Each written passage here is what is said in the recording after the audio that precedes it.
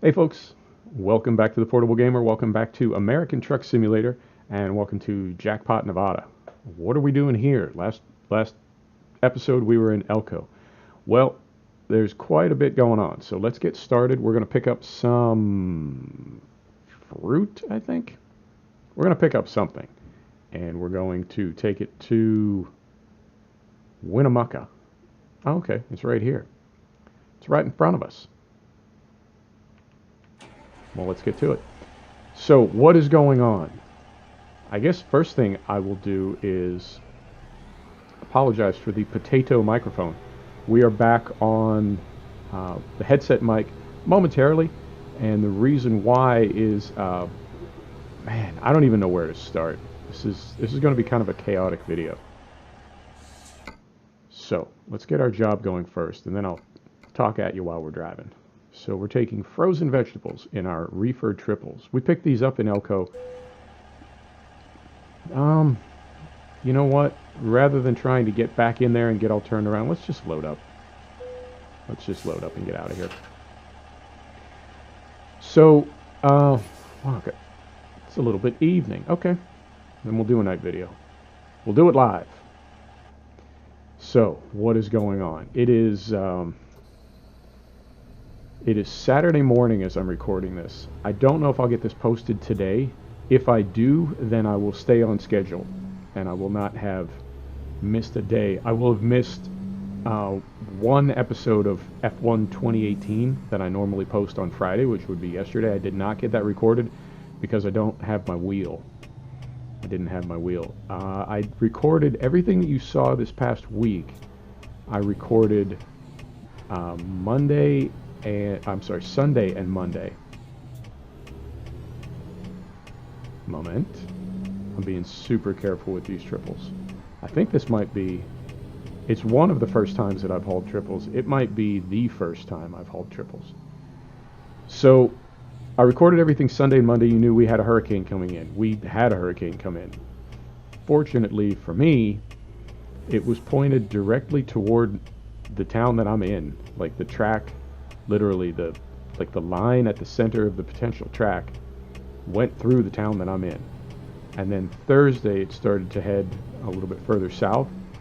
And if you're following what's going on at all, it did come in southern North Carolina coast, northern South Carolina coast, right around the line.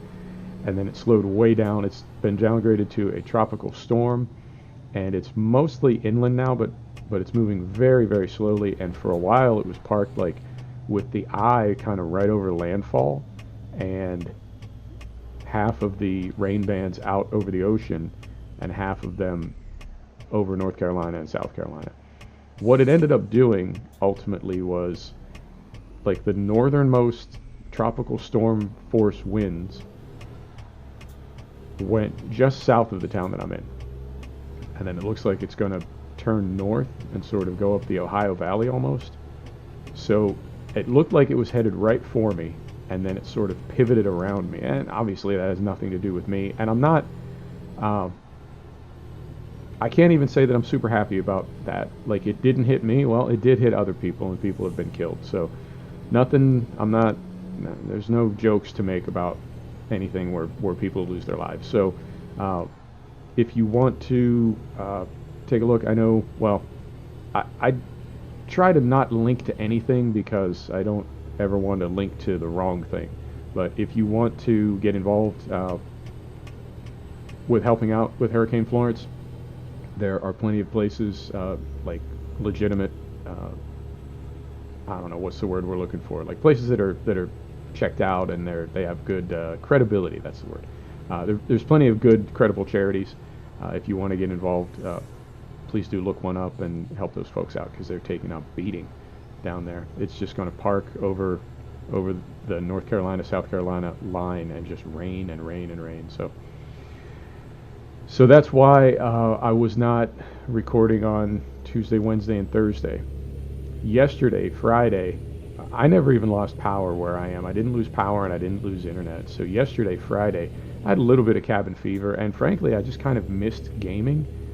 And there was I guess, a bit of excitement and tension as everybody was getting ready for the storm and doing all their sort of prep work and getting everything uh, in place as well as they could. And then when the storm didn't hit, it's a relief, but it's also a bit of a letdown.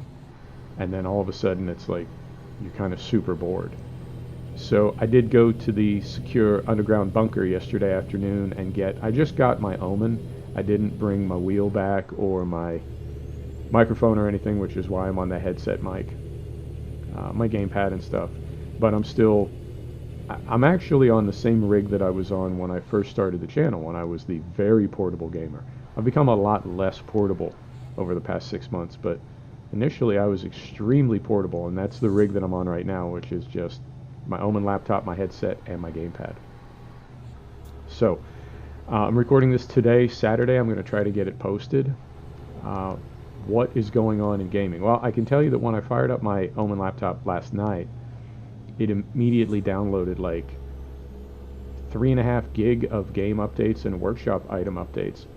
And I'm 100% sold on Steam now. I was sort of resistant to it. I was a serial number game guy for the longest time, and I think I was just old school, you know, or maybe just old, I don't know, but that's how I got into gaming. You bought a game and then you owned it, and it had a serial number. Well, old school.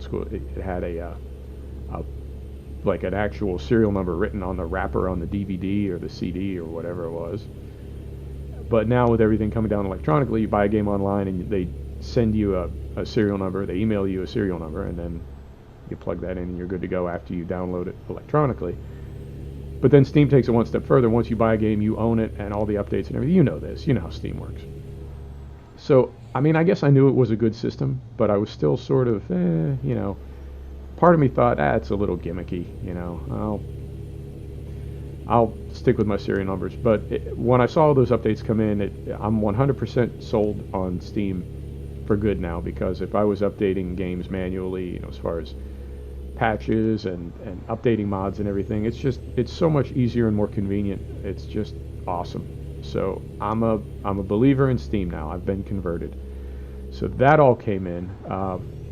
I was having problems in American Truck Sim, with the Jazzy Cat packs, and I traced it to specifically the AI traffic pack. Well, it turns out he did have a fix. It was, I want to say, 3.8.1 was the fix to make it work with 1.32 patch.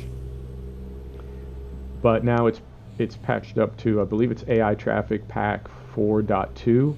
But I'm able to run all the Jazzy Cat packs again with no game crashes. So he did update those, and I assume it's a he, could be a she, but yeah, Jazzy Cat is super awesome about keeping their stuff. Got it? We got it. About keeping their stuff updated. The game itself did update. It is now 1. Did I snag? Did I snag, or am I just going up a hill? I think I'm just going up a hill. The game itself did update. It is now 1.32.2.80s, 80 Sierra. So I hope we're getting close to a full public release. We'll see. And I also saw in the Steam store, it looks like the Oregon DLC will be out in October. That's the delivery date. There's no delivery date in my notifications. There's no delivery date yet for Beyond the Baltics, but Oregon looks like will be out in October, so good on that. I'm trying to think what else in ATS world.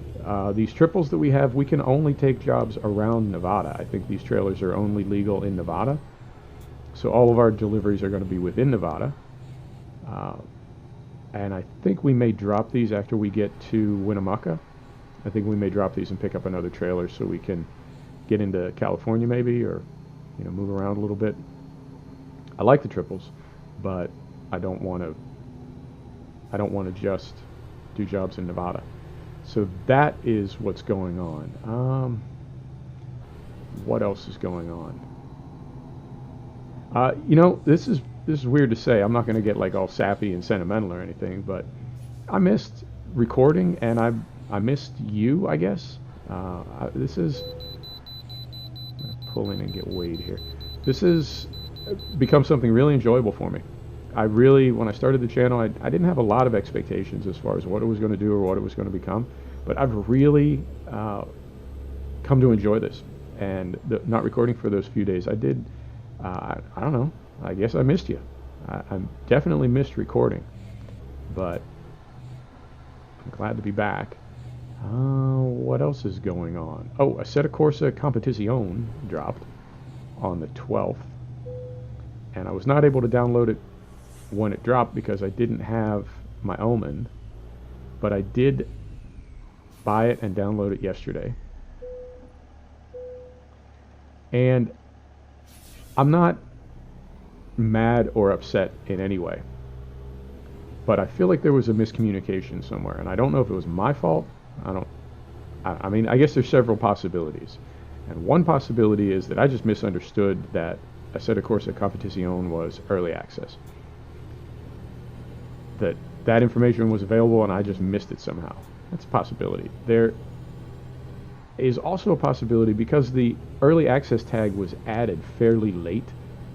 Like, I thought when I saw it in the Steam store, with the September 12th date, I assumed that was a full retail release, and it's been a while.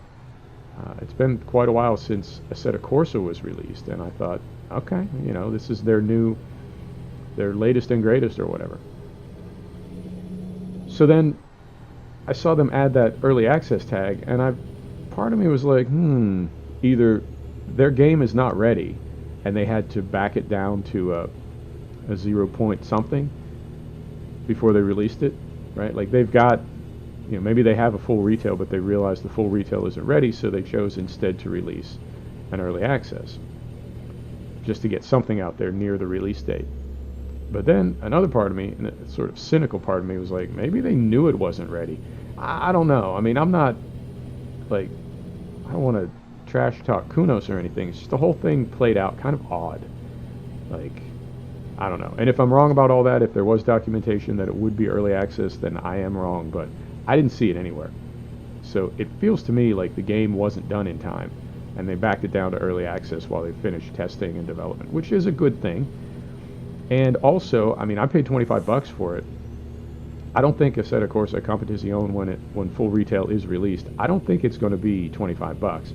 But the note that I got, as far as I understand it, when the full retail comes out now, anybody that bought the early access owns the full retail for $25 for what they paid for it. So it's one car and one track. It's a good-looking game, and I'm planning to do a video of it today, but I can tell, like, already that it's going to be problematic because there's really not a lot to see.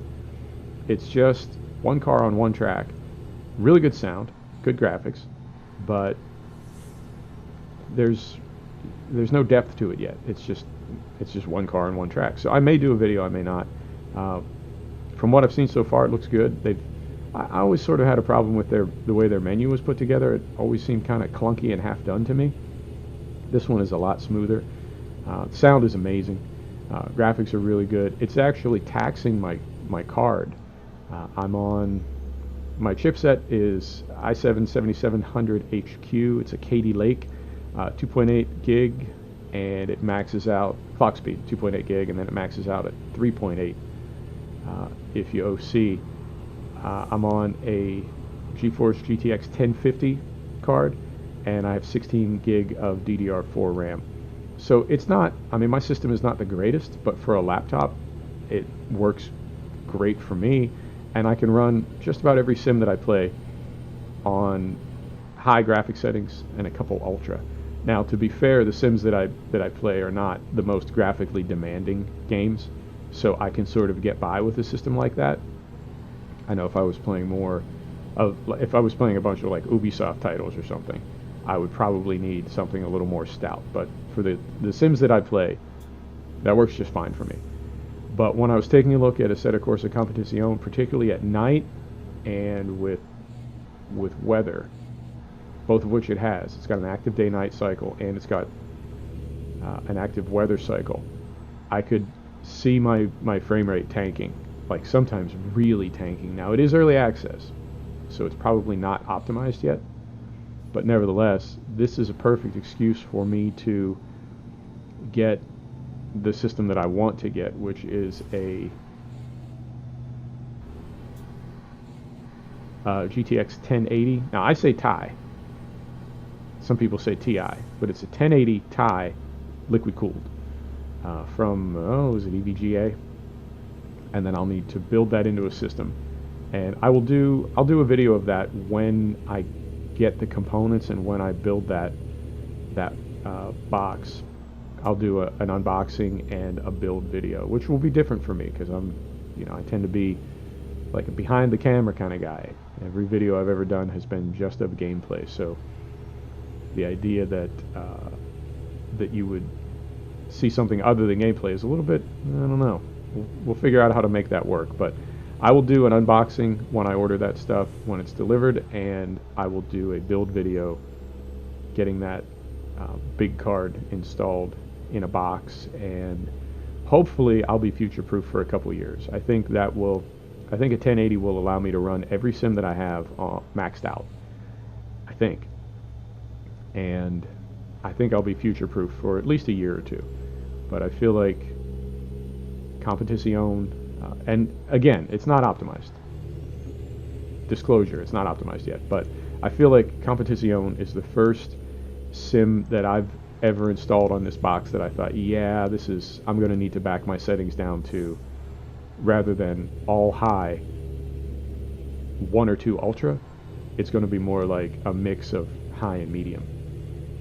And that's just part of gaming. You buy or build a system that's just an absolute weapon, and it runs every game that you own max graphics. And in a year or two, as new games come out, it just, what I'm saying, it just gradually gets sort of overtaken by those new sims or new games, and then you need to update your system, your hardware. So, time to do that. I'm sticking with HP Omen. It treated me right. I've told you that before in videos, but anyway, I'll leave a little bit of it as a surprise. But it's a cool thing that I'm going to build, and I hope it works out, both the video and the hardware itself. So yeah, that's what's going on. I'm trying to think anything else. So talked about the patch. Talked about Jazzy Cat. Talked about triples in Nevada. Talked about Oregon DLC. Talked about Assetto Corsa. Talked about the Hurricane. Talked about making videos. Yeah, man, I think that's it. Oh, and I talked about the temporary potato microphone. You know what the worst thing about this microphone is? And it's really one of the reasons why we got the Blue Yeti. I have a very expressive way of speaking. My voice tends to go up and down a lot. I do some funny voices. I'm very emotive when I talk. And the thing about this microphone on this headset is its dynamic range is extremely limited. So I can't really raise my voice. So I need to speak in this, like, I can't, because I'm going directly into Shadowplay, not going through Cakewalk. Whoa. I can't do I don't have a compressor, I don't have a limiter, I can't adjust levels, I can't do any balancing or mixing after I've recorded. So I end up speaking very, softly, so I don't blow out the mic. Oh. And it's really boring, I have to say. I know it is. I wanted to get this video out to stay on schedule, and it was kind of a question well, do we do a video with the potato mic and the headset? Did I hit something again? Man, I don't know how wide to swing these triples to clear everything. So the question was, do we do a potato mic recording with me speaking softly so we can stay on schedule, continuing to post 1 video per day? Or do we wait and either skip the weekend and just start over on Monday, or try to make up for the videos that we missed on Saturday and Sunday? Whatever, you see what I'm saying. Do we record with the headset mic, or do we wait for the Blue Yeti? And I made the choice. I'm going to go ahead and record with the headset mic. But it makes a difference, not just in the sound quality, but in how I can use my voice. I just speak very, very softly because I know if I raise my voice at all, not like yelling, not mad or anything, but just if I what's the word? If I project, yeah, that's the word. If I project, it immediately starts distorting. I mean, it's distorting now, even when I'm barely talking above a whisper. So yeah, that's why we got the Blue Yeti, and it's just night and day. I can't believe I recorded a couple hundred videos on a headset mic, and in hindsight, I wish I would have got the Blue Yeti really from day one. But who knew? You know, you can't know what you don't know. Living and learning, yo. That's how we do it here at the Portable Gamer. Always living and learning. Now, I think we're just going to pull straight in here, and it ought to give it to us.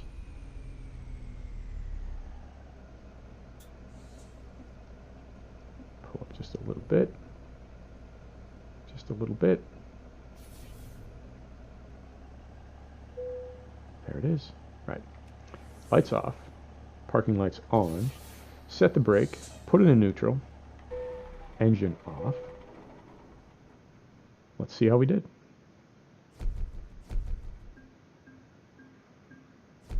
Beautiful. Made a little money. Did we level up? No, we did not. Okay, so like I said, next episode I might get rid of those triples just so we can leave Nevada. Not that there's anything wrong with Nevada, but, you know, let's stretch out a little bit. And I'm also going to see if I can get the Viper 389 working. I love that truck, but we had some problems with it last time. But I'm going to see if I can get it working, and we'll go from there. Folks, thanks for stopping back to check out the Portable Gamer. Thanks for joining us for another episode of American Truck Simulator. And we'll see you next time. Take care now.